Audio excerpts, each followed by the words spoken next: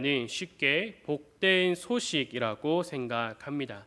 그리고 이 복된 소식은 이사야 52장 6절과 7절에서 하나님께서 말씀하시는 것처럼 그러므로 내 백성은 내 이름을 알리라. 그러므로 그날에는 그들이 이 말을 하는 자가 나인 줄을 알리라. 내가 여기 있느니라. 좋은 소식을 전하며 평화를 공포하며 복된 좋은 소식을 가져오며 구원을 공포하며 시온을 향하여 이르기를 내 하나님이 통치하신다 하는 자의 산을 넘는 발이 어찌 그리 아름다운가. 아멘. 이 말씀을 우리가 기억하게 됩니다.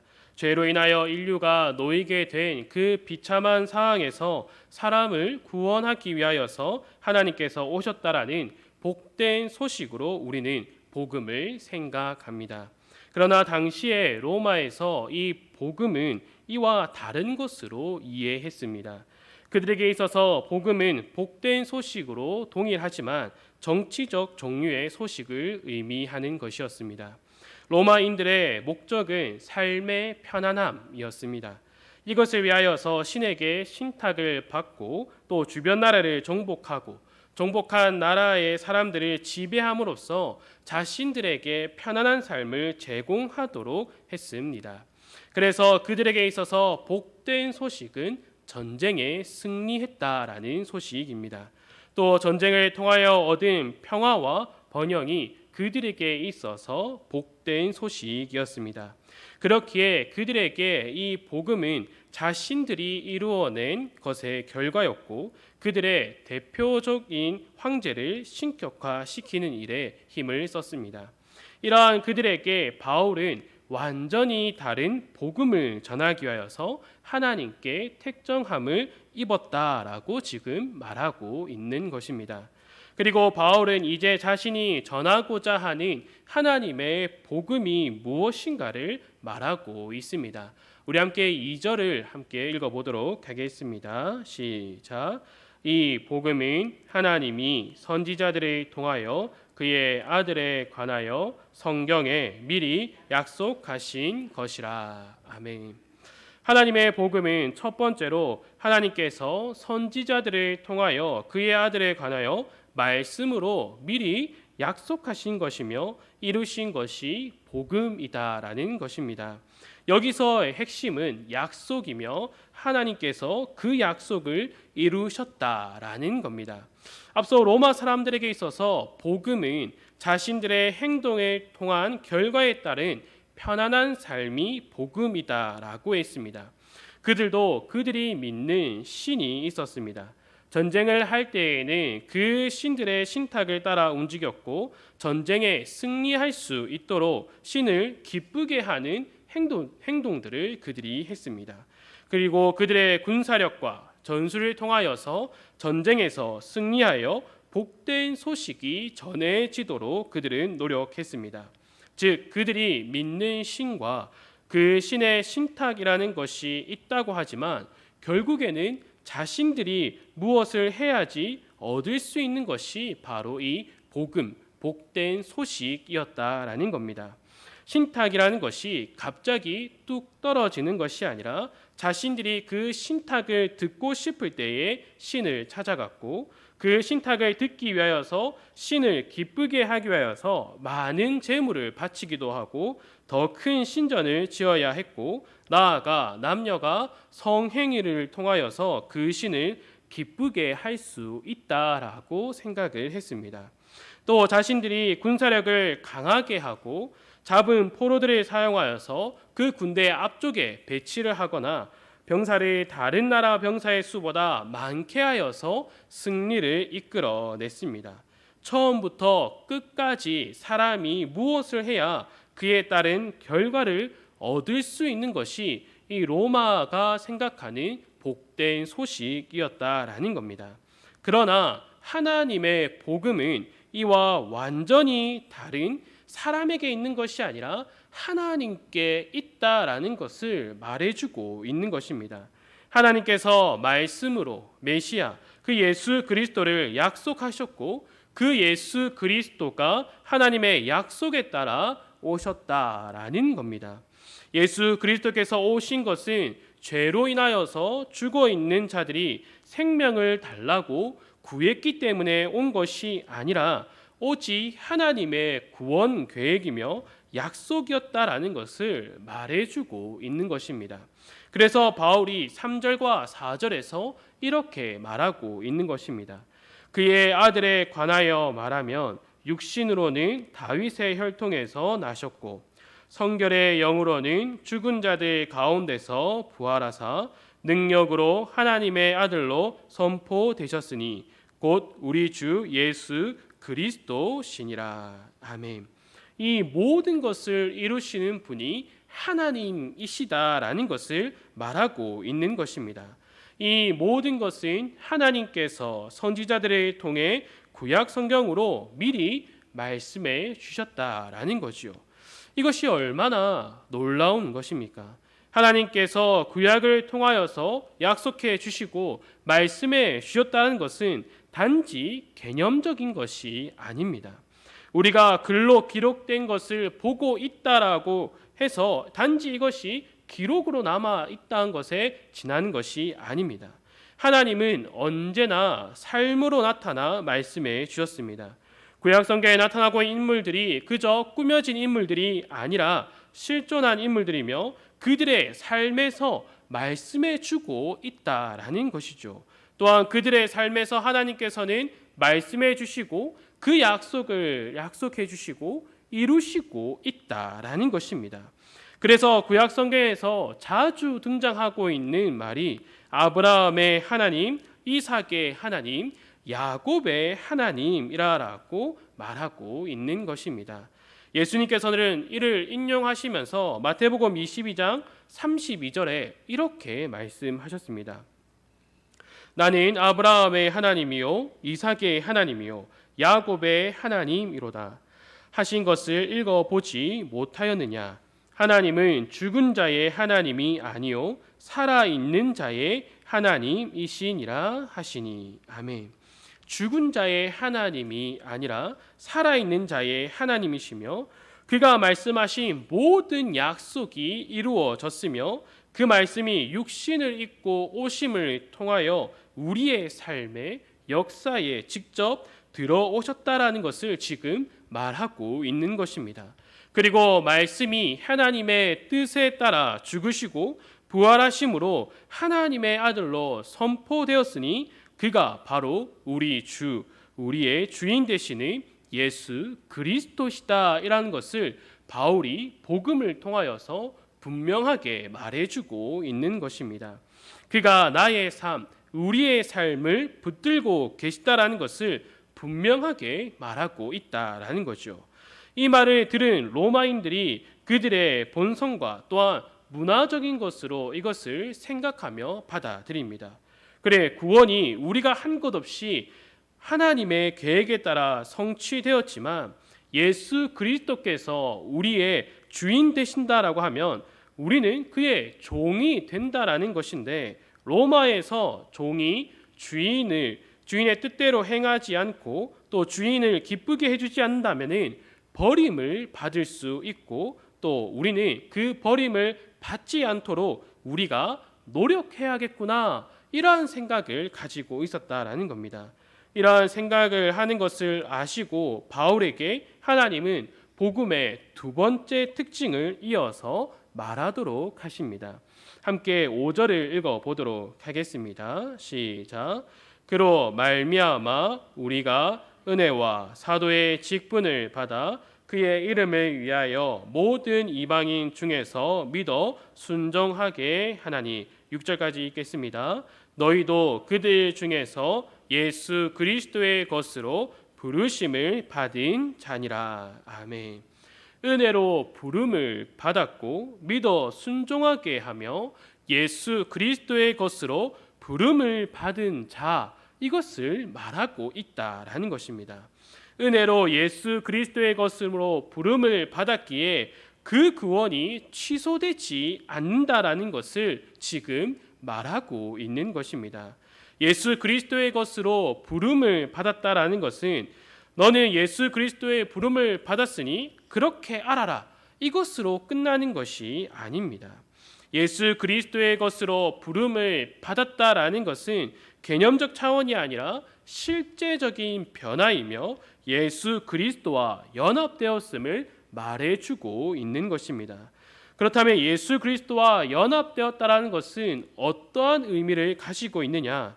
로마서 6장 6절에서 9절까지가 이를 우리에게 자세히 설명해 주고 있습니다.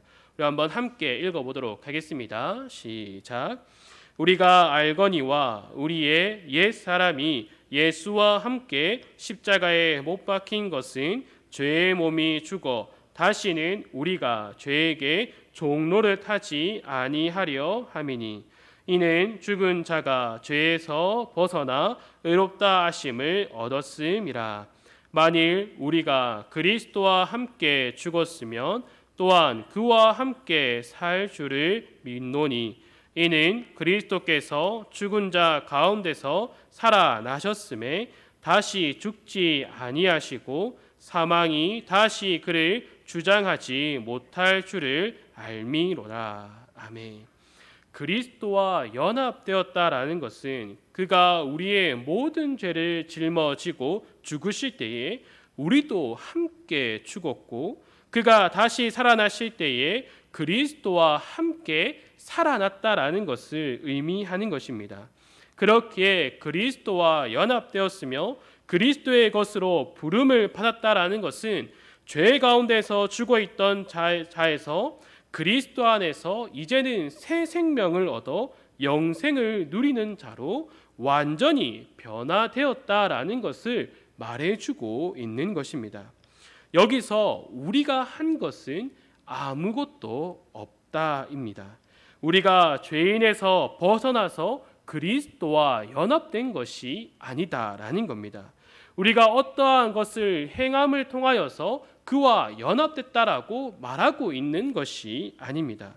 여전히 죄인일 때 여전히 죄 가운데 죽어서 아무것도 할 수 없는 그때에 그 상태에 있을 때에 하나님께서 그의 구원 계획에 따라 우리를 구원하셨다라는 것을 말해주고 있다라는 거죠. 이를 로마서 5장 8절에서 우리에게 분명하게 말해주고 있지 않습니까? 우리가 아직 죄인 되었을 때에 그리스도께서 우리를 위하여 죽으심으로 하나님께서 우리에 대한 자기의 사랑을 확증하셨느니라. 아멘. 하나님의 사랑의 확증으로서 우리가 그리스도의 것이 된 것입니다. 바로 이것이 복음, 복된 소식입니다. 하나님께서 모든 것을 계획하고 또한 약속하셨으며 이루셨는데 우리에게 아무런 조건과 이유가 없다라는 것입니다. 그래서 이 구원은 취소될 수 없다라는 거죠.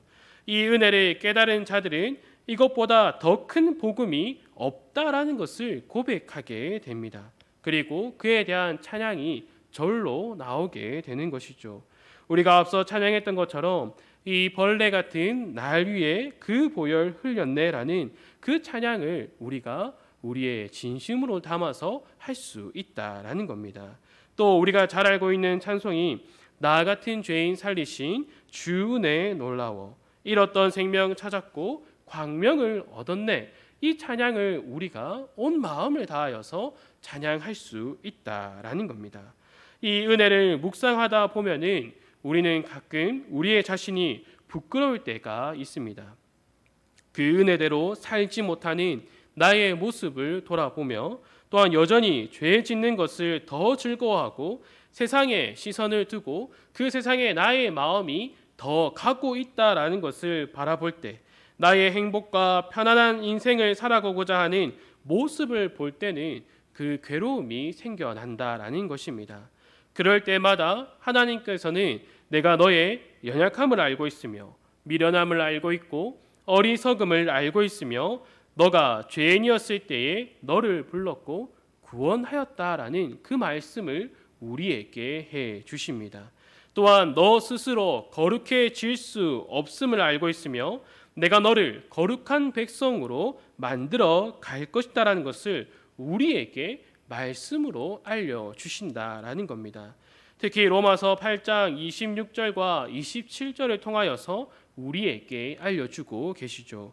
이와 같이 성령도 우리의 연약함을 도우시나니 우리는 마땅히 기도할 바를 알지 못하나 오직 성령이 말할 수 없는 탄식으로 우리를 위하여 친히 간구하시느니라. 마음을 살피시는 이가 성령의 생각을 아시나니 이는 성령이 하나님의 뜻대로 성도를 위하여 간구하심이니라. 아멘. 그렇기에 우리는 우리에게 주어진 이 복음을 분명하게 깨달아야 합니다. 이것을 깨닫지 못하고 나는 할 수 없습니다라는 고백이 나오지 않고 그래도 한번 해보겠습니다. 그걸 못하겠습니까? 라고 말하면서 내 생각과 내 힘과 내 능력을 의지하면서 이 삶을 살아간다라고 용 쓴다면은 성도에게 주어진 특권을 제대로 누리며 살아갈 수 없다라는 것입니다. 우리는 이 로마서의 말씀을 통하여서 복음이 왜 복음인지, 왜 복된 소식인지, 그리고 이 복된 소식이 의미하는 것이 무엇인지를 분명히 깨달아야 합니다. 또한 이것을 깨달아서 항상 그 구원의 은혜와 그 감격 속에서 나는 그리스도의 것입니다. 그리고 그리스도를 통한 하나님의 놀라운 복이 나에게 주어졌습니다라고 고백하며 살아갈 수 있어야 한다라는 겁니다.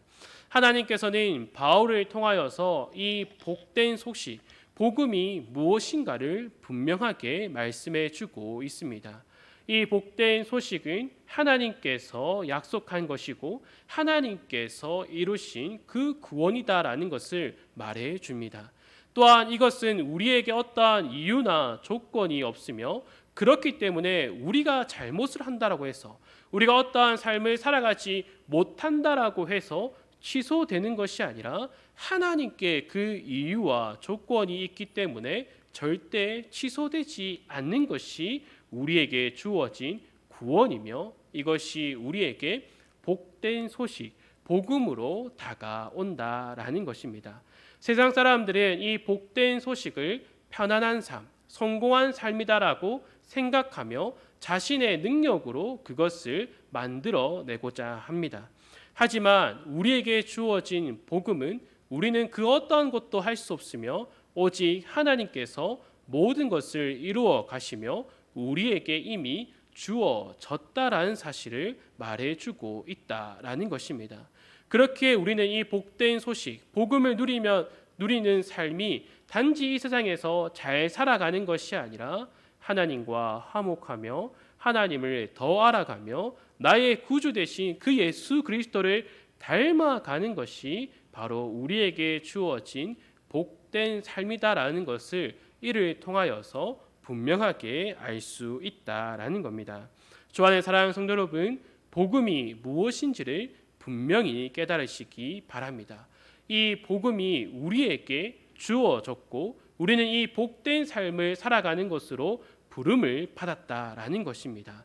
또한 우리는 예수 그리스도의 것으로 부름을 받았다는 사실을 늘 기억하시기 바랍니다. 그래서 우리는 하나님께 붙들려 있어야 합니다. 하나님께 붙들려 있다라는 것은 나를 의지하고 나를 붙드는 것이 아니라 나를 죽이고 나를 내버려 둠으로써 오직 하나님만을 의지하며 살아가는 삶을 말하는 것입니다. 또한 우리가 이 복된 삶을 살아가게 달라고 늘 깨어 기도해야 합니다. 늘 하나님 앞에 나와서 그 기도함을 통하여서 나의 힘으로는 할 수 없습니다. 나는 내 힘으로 그 거룩한 삶을 살아갈 수 없습니다라고 고백하는 것이 바로 이 복된 삶으로 초대받은 우리 성도의 삶이다라는 것을 늘 기억하며 살아가는 우리 모든 성도들이 되기를 간절히 소망합니다. 함께 기도하도록 하겠습니다. 아버지 하나님 감사합니다. 우리에게 주어진 그 복음을 깨닫게 하여 주시옵소서. 우리에게 주어진 그 복된 소식을 우리가 그저 생각하고 하나의 개념으로서 생각하고 넘어가는 것이 아니라 우리의 삶 가운데 주어진 그 복된 소식을 풍성히 누리며 살아갈 수 있도록 붙들어 주시옵소서. 오직 하나님께서 우리를 구원해 주시며 그 구원은 그 어떤 것도 끊을 수 없다라는 사실 가운데서 우리가 참된 은혜를 누리며 참된 기쁨을 누리며 살아갈 수 있도록 붙들어 주시옵소서. 날마다 우리에게 그 주어진 복음과 복된 소식을 기억하며 우리에게 주어진 그 구원의 은혜를 기억하며 감격 속에서 늘 하나님께 붙들려 있으며 하나님을 붙들며 살아가는 우리 모든 성도들이 될 수 있도록 인도하여 주시옵소서. 이 모든 것 예수님의 이름으로 기도드립니다. 아멘. 이렇게